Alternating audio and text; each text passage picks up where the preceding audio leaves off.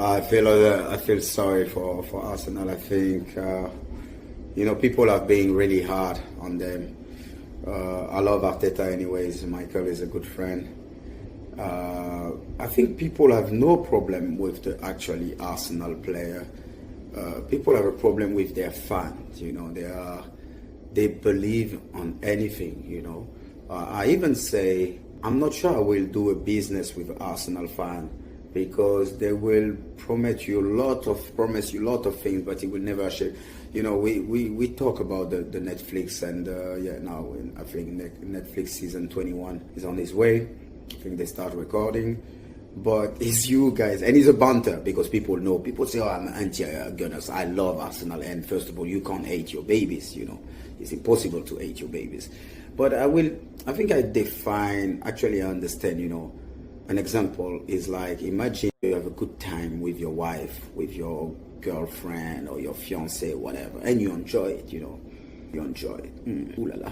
And the moment you are about, to put some seed, someone grab your juju. It's really painful, and you get really frustrated because you want to put the seed to have a Premier League baby, but at the end, or Champions League, but it's always the same story.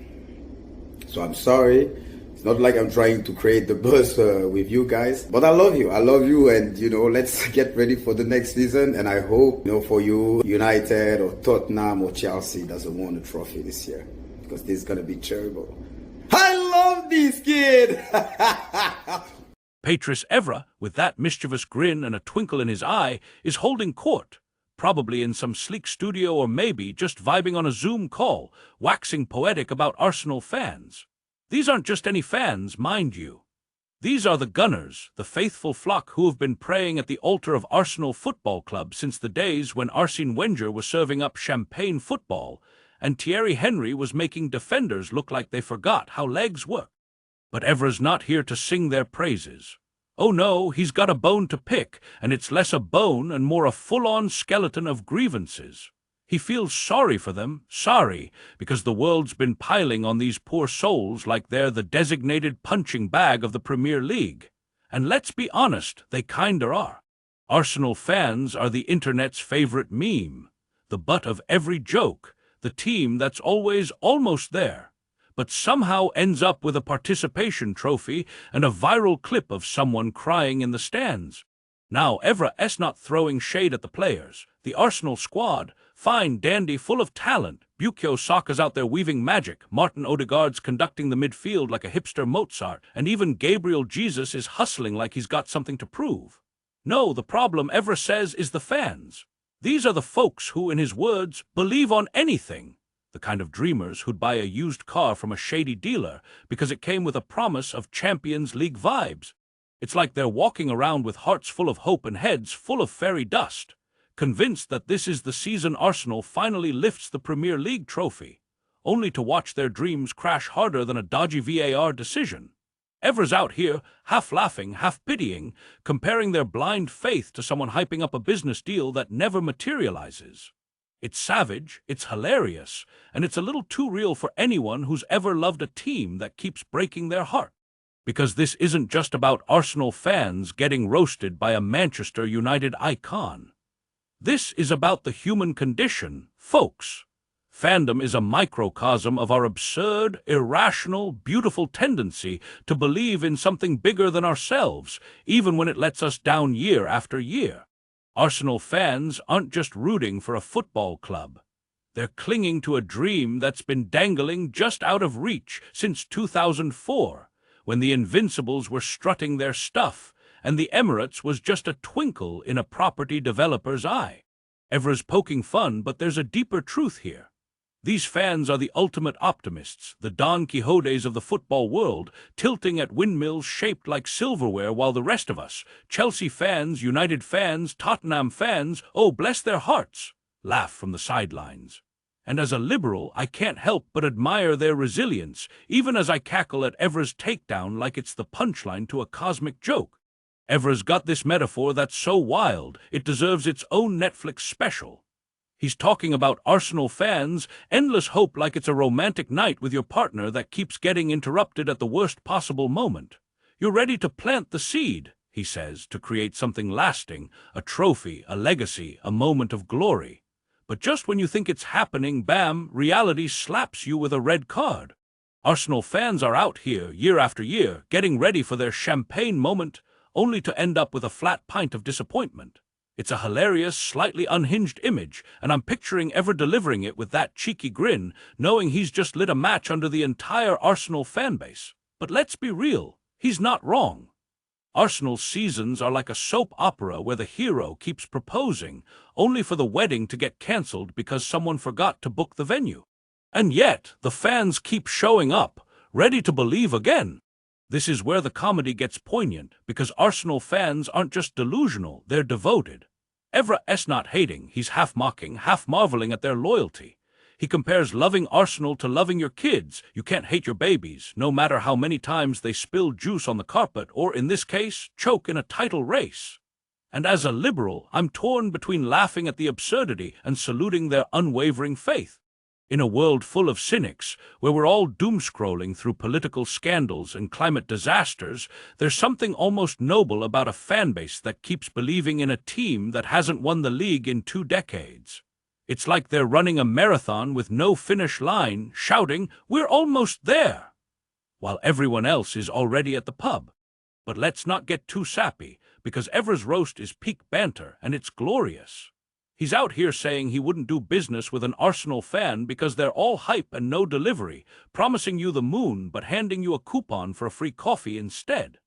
It's the kind of savage burn that make a Tottenham fan high-five him, which is saying something, because Spurs fans are usually too busy crying into their own scarves. Evra's not just poking fun at Arsenal fans' optimism. He's calling out their tendency to buy into the hype machine. Every transfer window, every new manager, every "this is our year" tweet. It's like they're starring in their own Netflix documentary, Season 21, The Arsenal Dream, where the plot is always the same: hope, heartbreak, repeat. And Evra, with his Manchester United pedigree, is the narrator who's seen it all before, chuckling as he flips the script. Now, because this whole saga is like a Shakespearean comedy where the fool is the hero, the stage is the Emirates Stadium, and the audience is screaming for a plot twist that never comes. Arsenal fans are the protagonists of their own tragedy, eternally chasing a happy ending while the gods of football, VAR, injuries, and Mikel Arteta's questionable substitutions keep rewriting the script. Evra's commentary is the Greek chorus, half mocking, half sympathetic, pointing out the absurdity of their plight while secretly rooting for them to pull it off. Because let's be honest, who doesn't want to see Arsenal finally win something, if only to shut up the memes? As a liberal, I can't help but see this as a reflection of our broader struggle to hold on to hope in a world that loves to crush it. Arsenal fans are like activists fighting for a cause, say, universal health care or climate action, knowing the system's rigged but refusing to give up. They're out here, chanting for their team, waving their flags, believing in a future where Arsenal lifts the Premier League trophy while the rest of us roll our eyes and mutter, "Sure, Jan." Evra's roast is a reminder that hope can be both a superpower and a punchline, and Arsenal fans have it in spades. They're not just fans. They're a case study in resilience, delusion, and the kind of blind faith that makes you want to hug them and slap them at the same time. Let's talk about the Netflix jab, because Evra's quip about Arsenal's endless seasons is comedy gold. He's saying their story is like a streaming series that keeps getting renewed despite nobody asking for it. Arsenal, the eternal hope, 21 seasons and counting, with a cast of plucky underdogs, near misses, and enough drama to make Shonda Rhimes jealous. Every year, the fans tune in, convinced this is the season they get their happy ending, only to watch their team trip over the finish line like a toddler in a sack race. Evra's not just roasting them. He's holding up a mirror to their undying optimism, and it's both hilarious and heartbreaking.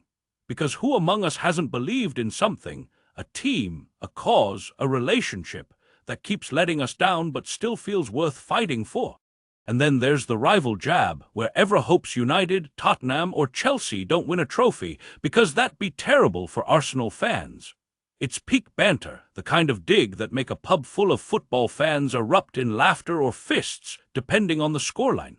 He's not just poking Arsenal, He's reminding them that the Premier League is a zero-sum game where your joy comes at someone else's expense. As a liberal, I can't help but see the metaphor here. Our world is full of rivalries, political, cultural, ideological, where one side's victory feels like another's apocalypse. Arsenal fans, with their eternal hope, are like progressives fighting for a better world, knowing the odds are stacked against them but still showing up with banners and chants. Evra's laughing, but he's also tipping his hat to their tenacity. This whole thing is a glorious mess of human emotion. Arsenal fans are the ultimate underdogs, the Charlie Browns of football, forever running at the football only for Lucy to yank it away. Evra's roast is like a stand-up set at a comedy club where the audience is half-drunk and fully invested, shouting back their own retorts. But beneath the banter, there's a deeper truth. Fandom is irrational, and that's what makes it beautiful. Arsenal fans aren't just cheering for a team. They're pouring their hearts into a dream that might never come true. And Evra, with his cheeky grin and savage wit, is both their tormentor and their hype man, calling out their flaws while secretly cheering for their redemption.